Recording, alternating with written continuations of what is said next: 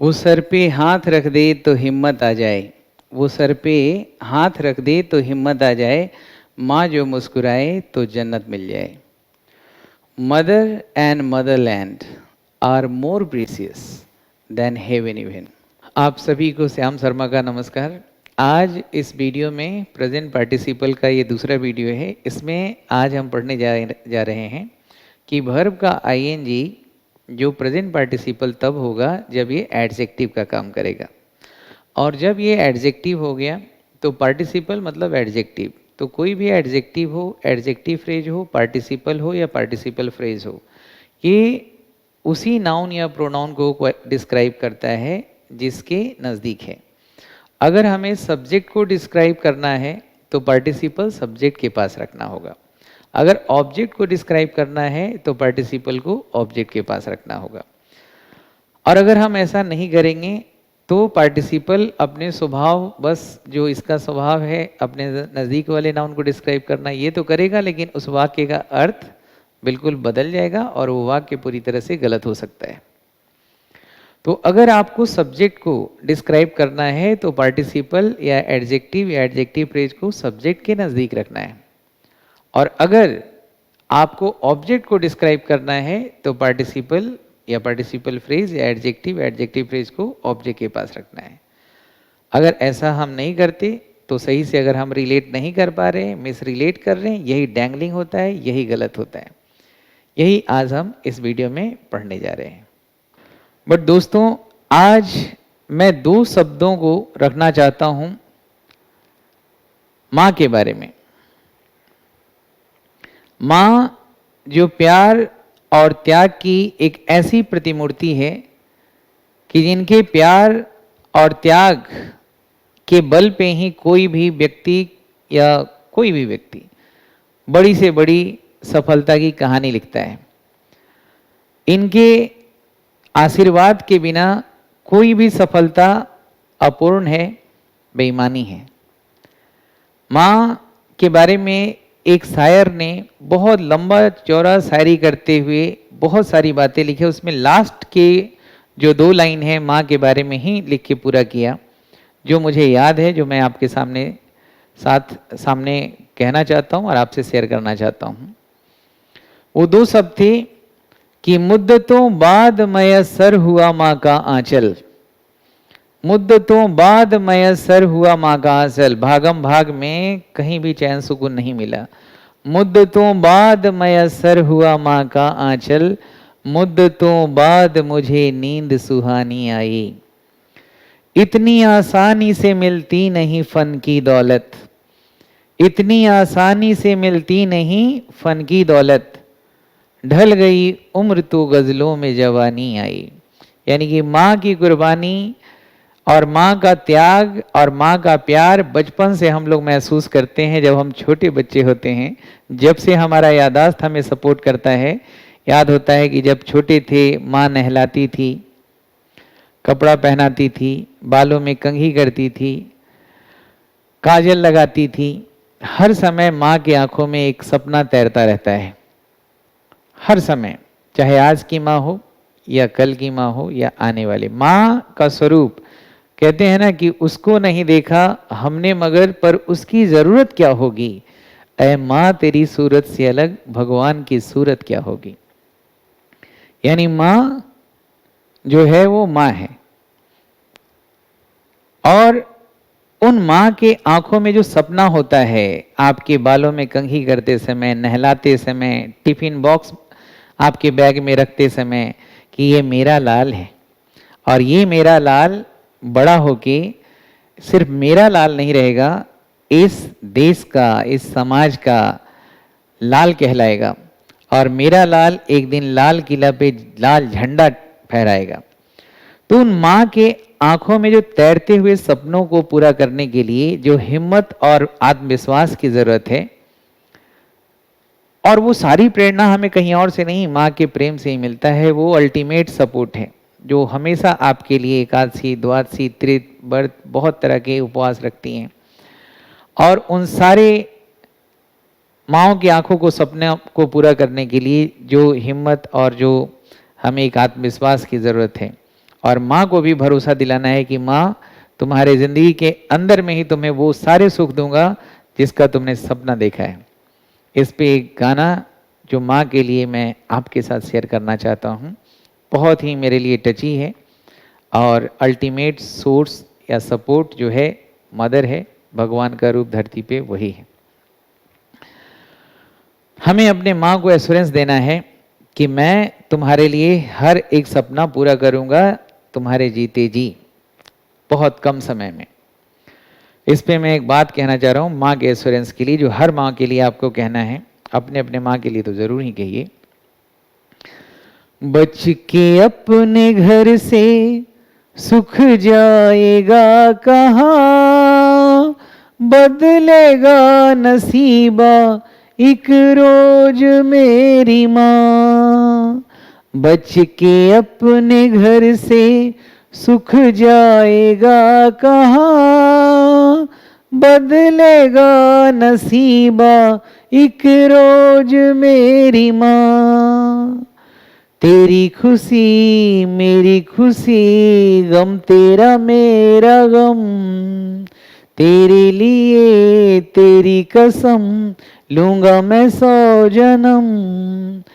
तू नहीं तो दुनिया में कुछ नहीं मेरा, तेरी उंगली पकड़ के चला। ये माँ को कहना है। सभी माँओं को मेरा प्रणाम। और अब आगे बढ़ते हैं, इस वीडियो में प्रेजेंट पार्टिसिपल के रहस्यों को खोलते हैं। तैयार हैं? चलिए दोस्तों, मैंने आपको बताया था कि प्रेजेंट पार्टिसिपल जो होता है ये वर्ब का आईएनजी फॉर्म है, और वर्ब का आईएनजी फॉर्म ये प्रेजेंट पार्टिसिपल तब होगा जब ये एडजेक्टिव का काम करता है। ध्यान रहे कि प्रेजेंट पार्टिसिपल जो होता है एडजेक्टिव होता है, और एडजेक्टिव उसी नाउन को क्वालिफाई करेगा या उस नाउन को क्वालिफाई करेगा, चाहे वो सब्जेक्ट हो या ऑब्जेक्ट हो, जो उसके करीब है। जैसे पिछली क्लास में हमने पढ़ा था कि वर्ब और परसेप्शंस के बाद जो ऑब्जेक्ट आते हैं, उस ऑब्जेक्ट को डिस्क्राइब करने के लिए जो कॉम्प्लीमेंट लगाते हैं वर्ब प्लस आईएनजी, वो हमारा प्रेजेंट पार्टिसिपल है। तो वहीं से हम शुरुआत करते हैं। जैसे आपने लिखा था कि आई सा हिम डांसिंग, लिखा था ना, आई सा हिम डांसिंग, यानी कि मैंने देखा। किसको देखा? उसे। क्या करते हुए? नाचते हुए। तो नाचते हुए, गाते हुए, पढ़ते हुए, लड़ते हुए, मरते हुए, ये जो है इसको डिस्क्राइब कर रहा है। देखिए ये हमारा एडजेक्टिव है, और एडजेक्टिव का पहला जो शर्त है वो याद रखिएगा, पार्टिसिपल का मतलब पार्टिसिपल हो या पार्टिसिपल फ्रेज हो या एडजेक्टिव फ्रेज हो, सबके बारे में मैं बताऊंगा धीरे धीरे कि ये प्रेजेंट पार्टिसिपल के बारे में ये बात याद रखना है कि ये उसी नाउन या प्रोनाउन को क्वालिफाई करता है जो उसके नज़दीक है। तो यहाँ पे इस डांसिंग के नज़दीक कौन है? हिम। तो मैंने उसे देखा नाचते हुए, यानी कि ये वर्ब है, इस वर्ब का ऑब्जेक्ट है, ये ऑब्जेक्ट कॉम्प्लीमेंट है। ठीक है। अगर मैं इसको यहाँ पे रखूँ, अगर मैं यहाँ पे बोलूँ कि dancing I went outside the house, dancing I went outside the house. अब यहाँ पे देखिए ये जो डांसिंग है ये हमारा मेन वर्ब तो है नहीं, नाउन तो है नहीं। नाउन क्या करेगा कि सब्जेक्ट तो हमारा ये है, मेन वर्ब हमारा ये है, और ये जो हो गया हमारा पूरा एडवर्ब फ्रेज ऑफ प्लेस हो गया। सही है। तो अब यहाँ पे डांसिंग जो है वर्ब प्लस आईएनजी, ये किसको क्वालिफाई कर रहा है? तो आपका पहला जो शर्त है, पहला जो आपको चीज़ दिमाग में रखना है कि एडजेक्टिव हमेशा, एडजेक्टिव फ्रेज हमेशा या पार्टिसिपल फ्रेज या पार्टिसिपल हमेशा उस नाउन और प्रोनाउन को क्वालिफाई करता है, उससे रिलेट करता है खुद को जो इसके नज़दीक है। तो इससे नज़दीक ये है, यानी इसका मतलब क्या हुआ? मैंने उसे देखा नाचते हुए, और नाचते हुए मैं बाहर गया। सही है। मैं नाचते हुए बाहर गया। अब ये किसको क्वालिफाई कर रहा है? इसको कर रहा है ना। अब इसी वाक्य को अगर मैं ऐसे लिखता कि I went outside the house dancing, तो अब ये जो एडजेक्टिव है ये किसके करीब है? हाउस के करीब है। तो इसका मतलब क्या हो गया? इसका तो स्वभाव है पार्टिसिपल का, एडजेक्टिव का, एडजेक्टिव फ्रेज का, कि उसी को क्वालिफाई करेगा, उसी से रिलेट करेगा जो उसके नज़दीक है। तो इसके नज़दीक जो नाउन है हाउस है। तो क्या इससे ये रिलेट कर पाएगा? जस्टिफाई है? नहीं, ये मिस रिलेटेड पेयर हो गया, डैंगलिंग कहते हैं इसको। मैं बाहर गया, घर के बाहर गया नाचते हुए, ये कहना चाहते हैं, लेकिन ये तो इसको डिस्क्राइब कर रहा है। यानी कि कौन सा घर से बाहर गया? उस घर से जो नाच रहा था। इसका मतलब कौन सा घर? Which was dancing. कौन सा घर? जो नाच रहा था। तो ये मिस रिलेटेड पेयर है जिसको हमें समझना है। तो आगे हम बढ़ने के पहले एक बात समझेंगे कि प्रेजेंट पार्टिसिपल हमेशा उसके लिए होता है जो नाउन या प्रोनाउन जो सब्जेक्ट या ऑब्जेक्ट उसके नज़दीक है, उसी को ये क्वालिफाई करेगा। यही इसका स्वभाव है, इसके इतर ये कोई काम नहीं कर पाएगा।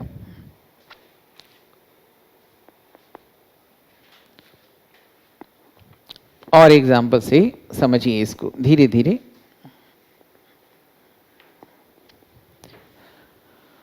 जैसे अगर मैं कह रहा हूं I heard him singing, I heard him singing, तो आपको पता है सब्जेक्ट है, ये मेन वर्ब, फाइनाइट वर्ब, ये वर्ब का ऑब्जेक्ट है और ये ऑब्जेक्ट का कॉम्प्लीमेंट। ये कॉम्प्लीमेंट जो है इसको डिस्क्राइब कर रहा है, तो ये हमारा ऑब्जेक्ट का कॉम्प्लीमेंट है, एडजेक्टिव है। यानी कि मैंने उसे देखा जो गा रहा था। मैंने उसे देखा जो गा रहा है, नहीं गा रहा था, क्योंकि ये पास्ट में है, ये भी पास्ट। हियर होगा तो इज सिंगिंग हो जाएगा। तो ये इसको डिस्क्राइब कर रहा है ना। तो प्रेजेंट पार्टिसिपल किसको डिस्क्राइब करता है? जो इसके नजदीक है। अगर यही मैं बोलता सिंगिंग आई वेंट देयर, तो इसका मतलब क्या हुआ? अब ये जो एडजेक्टिव है ये किसको क्वालिफाई कर रहा है? उस नाउन प्रोनाउन को जो इसके नजदीक है, यानी कि गाते हुए मैं वहां गया। सही है। हालांकि हम यहां पे ऐसे ही बोल सकते हैं I went singing there, I went singing there. अब यहां पे देखिए मैं गया गाते हुए। अब प्रेजेंट पार्टिसिपल का जो फंक्शन हम यहां पढ़ रहे हैं कि कोई भी सेंटेंस, जैसे दो सेंटेंस को हम एक सेंटेंस में जोड़ के सिंपल सेंटेंस बना सकते हैं, अगर ये कला हमें डेवलप हुआ। आई वेंट एंड आई सैंग, यही हुआ ना इसका मतलब, आई वेंट एंड आई सैंग। अगर इसका पूरा अर्थ अगर निकालेंगे तो क्या हो जाएगा कि दो वर्ब है, I went and I sang, I went there and I sang. लेकिन हम इसको एक ही सिंपल सेंटेंस से बोल दिए। सिंपल सेंटेंस वो जिसमें एक ही मेन वर्ब है, एक ही मेन वर्ब, मैं गया गाते हुए। अब यहाँ पे देखिए ये हमारा एडवर्ब है, ये एडवर्ब है, तो ये वर्ब प्लस आईएनजी हमारा एडजेक्टिव है, तो एडवर्ब के लिए तो आएगा नहीं, एडजेक्टिव जब भी आएगा तो नाउन के लिए। तो यहाँ पे ये भी सही है और ये भी सही है। वर्ब के बाद हम लिख सकते हैं, जैसे अगर हम वर्ब ऑफ मूवमेंट हो, जैसे गो हो, कम हो, लाई हो, है ना, लाई हो, इनके बाद अगर आईएनजी जब भी देखते हैं तो ये हमारा प्रेजेंट पार्टिसिपल ही होता है। जैसे बोलते हैं ना, आई गो शॉपिंग, आई गो स्विमिंग, आई गो हंटिंग, ही केम डांसिंग। जैसे अगर हम कह रहे हैं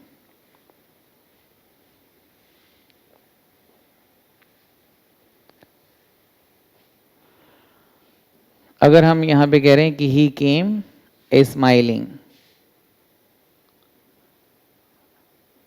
ही केम स्माइलिंग, तो यहां दो वर्ब है, ही स्माइल्ड एंड ही केम।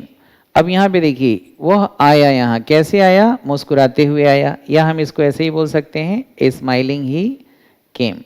यहाँ पे ही के अलावा और कोई सब्जेक्ट है ही नहीं, कोई और नॉन प्रोनाउन है ही नहीं, तो यहाँ पे ये इसको क्वालिफाई कर रहा है और यहाँ पे भी इसको क्वालिफाई कर रहा है। दोनों जगह पे ये एक ही नाउन है और कोई नाउन नहीं है। तो गो, कम, लाई, इनके साथ जो हम आईएनजी लगाते हैं तुरंत, वो हमेशा एडजेक्टिव होता है। अब यहां पे देखिए दोस्तों, जैसे अगर मैं कह रहा हूं seeing the snake, seeing the snake I started trembling,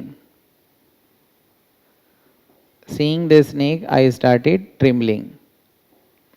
ठीक है, तो ये हमारा प्रेजेंट पार्टिसिपल फ्रेज हुआ। तो अब ये बताइए ये किसको क्वालिफाई कर रहा है? ये इसको क्वालिफाई करेगा, जो सब्जेक्ट इसके नज़दीक है, जो ऑब्जेक्ट इसके नज़दीक है। तो यहाँ पे ये भी सही है, अगर सब्जेक्ट को क्वालिफाई करना है ना तो कन्फ्यूजन से, एम्बिग्यूटी से बचने के लिए सब्जेक्ट के नज़दीक लिखिएगा। तो सीइंग द स्नेक, यानी कि यहाँ पे दो काम एक साथ हो रहा है। तो प्रेजेंट पार्टिसिपल के कई काम हैं जिसमें हम एक पढ़ रहे हैं कि अगर doer is one doer performing two actions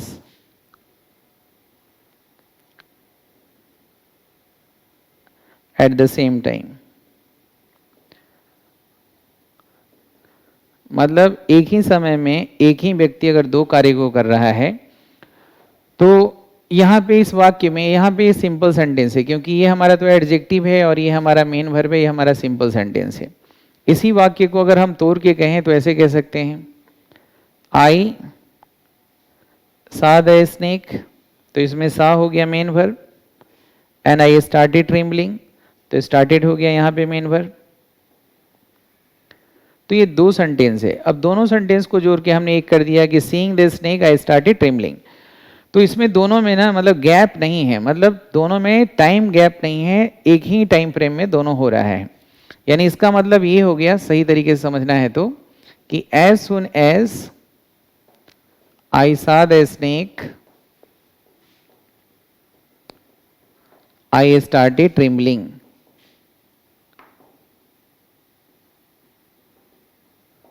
ठीक है, तो ये भी एक क्लाउज हो गया, यहां पे भी एक मेन वर्ब है सॉ, और यहां पे स्टार्टेड मेन वर्ब। लेकिन हम इस लंबा वे में ना जाके हम बहुत ही प्रिसाइज वे में हम इसको अपनी बातों को कह सकते हैं। तो ये हमारा प्रेजेंट पार्टिसिपल के बारे में दो बात याद रखना है। पहला कि ये एडजेक्टिव है और ये उसी को क्वालिफाई करेगा जो उसके नजदीक है। अभी तक तो हम सब सही बना रहे हैं, कोई दिक्कत नहीं है। जैसे और वाक्य को देखिए, अगर मैं कह रहा हूं bearing the coat he went out, simple sentence है। यहाँ पे ये वर्ब है और ये वर्ब का ऑब्जेक्ट है, लेकिन ये वर्ब हमारा मेन वर्ब नहीं है, तो हमारा नॉन फाइनाइट वर्ब है। अब चूंकि ये एडजेक्टिव है क्योंकि ये किसके लिए आया है, इसके लिए आया है।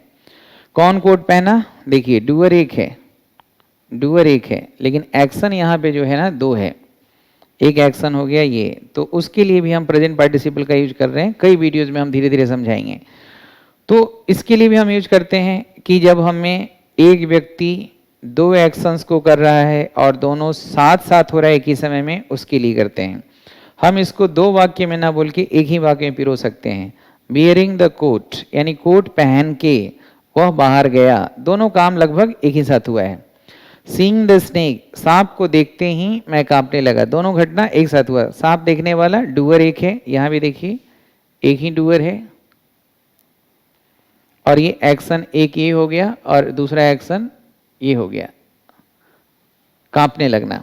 सही है, तो हम उसके लिए यूज करते हैं। तो कोई भी कंफ्यूजन ऐसा नहीं है कि इस एडजेक्टिव को हम यहीं रख सकते हैं। यहाँ पे तो इस वाक्य में आजादी था कि मैं बाद में भी रख सकता, क्योंकि वर्ब के बाद में भी रखेंगे तो कोई दिक्कत नहीं, क्योंकि ऑब्जेक्ट वहाँ कोई नाउन प्रोनाउन तो है नहीं दूसरा इसके अलावा, तो ये यहाँ पे भी सही हो जाता। लेकिन कंफ्यूजन से बचने के लिए हमें ध्यान रखना है कि इसको हम नजदीक ही रखें। इस वाक्य को हम ऐसे भी रख सकते थे कि I started trembling, I started trembling seeing the snake.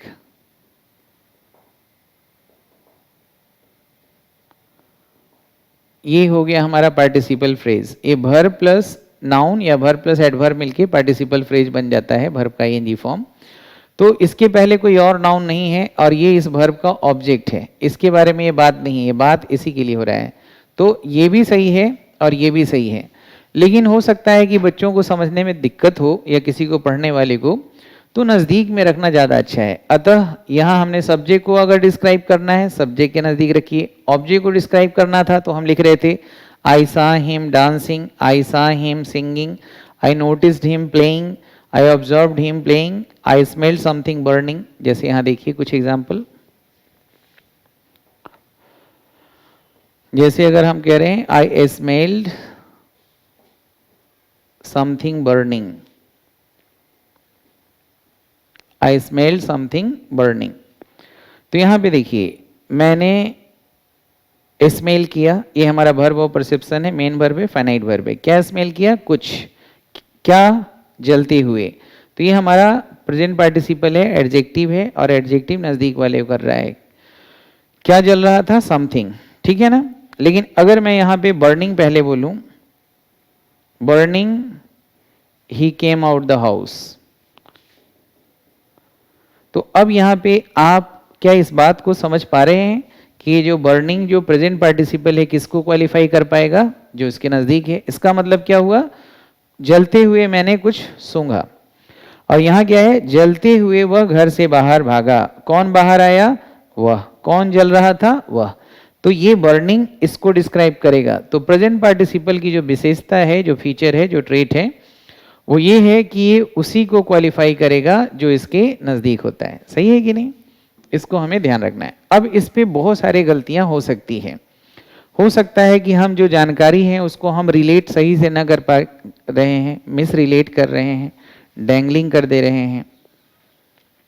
जैसे अगर मैं कह रहा हूं कि typing the letter,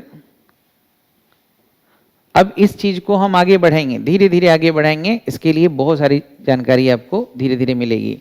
typing the letter it was posted, ठीक है। अब it was posted helping verb हो गया, ये मेन वर्ब हो गया, और ये सब्जेक्ट हो गया। फिर ये टाइपिंग द लेटर, यहाँ पे आईएनजी लगा हुआ है, ये हमारा प्रेजेंट पार्टिसिपल है। टाइपिंग क्या टाइप हुआ? लेटर। तो ये दोनों मिलके हमारा बन गया पार्टिसिपल फ्रेज। पार्टिसिपल फ्रेज यानी कि एडजेक्टिव फ्रेज। एडजेक्टिव फ्रेज सिर्फ यही नहीं होता है, adjective phrase preposition plus noun मिलके भी बनता है। उसके लिए भी हमें यही बात याद रखना है, जो हम यहां पढ़ रहे हैं वही बात यहां भी हमें ध्यान में रखना है। तो टाइपिंग द लेटर, तो अब इसका मतलब कि इस सब्जेक्ट का रिलेट इस एक्शन से करना होगा। तो ये किसके लिए आई? लेटर के लिए। तो क्या लेटर ने टाइप किया था? नहीं ना। तो लेटर तो टाइप नहीं किया था, इसका तो ऑब्जेक्ट ये हो गया, सब्जेक्ट तो ये है ही नहीं, तो ये मिस रिलेट हो रहा है ना। तो ये गलती है, यानी कि लेटर टाइप करने वाला यहाँ पे हमें इसके नजदीक लिखना चाहिए था। तो इसका मतलब ये हुआ कि इसका सब्जेक्ट हम इसे मानेंगे स्वभाव बस, यानी कि लेटर कौन टाइप किया था? लेटर ने। और पोस्ट किसे किया गया? लेटर को। तो ये गलत हो जाएगा। सही है। तो यहां पे आपको लिखना पड़ेगा, हम यहां पे लिख दे रहे हैं बाय मी।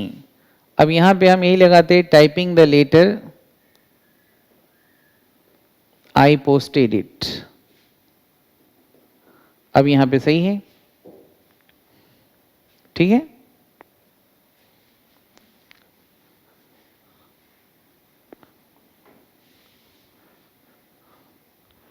या हम इसको ऐसे भी लिख सकते थे, आई पोस्टेड द लेटर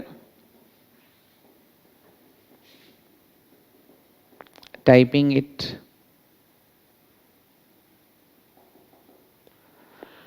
तो ये किसके नजदीक है? इसके नजदीक है, ठीक है ना। तो यहां पे ये क्वालिफाई कर जा रहा है, तो ये भी प्रेजेंट पार्टिसिपल है। ये यहां के लिए आया और यहां पे इसके लिए आया है। नहीं, ये गलत हो जाएगा, ये अस्पष्ट नहीं हो रहा है।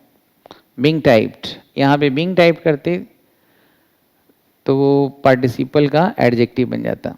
इसमें इसी को रखेंगे, typing the letter I posted it. ये बिल्कुल सही है ना।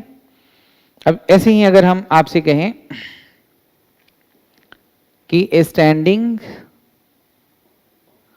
Eight the get a scooter hit me. तो अब ये देखिए, यहां पे देखिए स्टैंडिंग एट द गेट, ये क्या हो गया? स्टैंडिंग एट द गेट क्या हो गया? ये हमारा प्रेजेंट पार्टिसिपल है। तो यहां पे हम पढ़ रहे हैं कि इसका सब्जेक्ट ने दो एक्शन किया है। ये खड़ा था, यहां पे गेट पर खड़ा था, स्कूटर गेट पे खड़ा था, और खड़ा रहते हुए उसने मुझे हिट कर दिया। तो ये संभव है? नहीं है ना। तो हम इस एडजेक्टिव को सही सब्जेक्ट से रिलेट नहीं कर पा रहे हैं। सही है। तो यहां पे ऐसे इसको लिखना पड़ेगा, ये एडजेक्टिव रिलेट करेगा। कौन खड़ा था गेट पे? मैं खड़ा था। Standing at the gate I was hit by the scooter. Standing at the gate, I was hit by the scooter. सही है? इस तरह से आप इसको बनाएंगे। तो जितने भी एडजेक्टिव फ्रेज होते हैं दोस्तों, वो हमेशा नज़दीक वाले नाउन को क्वालिफाई करता है, दूर वाले को नहीं। जैसे मैंने कभी आपको बताया था कि प्रीपोजिशन प्लस नाउन,